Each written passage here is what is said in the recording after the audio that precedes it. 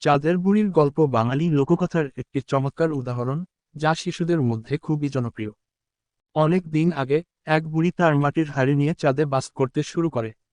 চাঁদে তার কাজ ছিল হাঁড়িতে পিঠা বানানো। সে পিঠা বানিয়ে চাঁদের আলোতে শুকাতে দিত।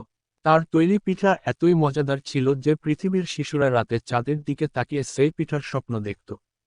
একদিন একটি ছোট মেয়ে চাঁদের বুড়িকে দেখতে পেল।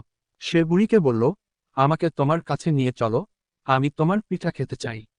বুড়ি হাসি মুখে বলল, তুমি যদি সারা দিন ভালো মেয়ে হয়ে থাকো, তবে রাতে আমি তোমাকে নিয়ে আসব। কিন্তু মেয়েটি অপেক্ষা করতে করতে ঘুমিয়ে পড়ল।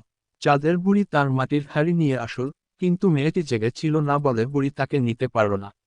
তবুও প্রতি পূর্ণিমার রাতে চাঁদের আলো যখন পৃথিবীতে পড়ে, তখন সবাই বলে, চাঁদের বুড়ি আবার পিঠা বানাচ্ছে। এই গল্প শিশুদের কল্পনার জগতে নিয়ে যায় এবং তাদের মধ্যে ভালো আচরণ ও ধৈর্যের বার্তা দেয়।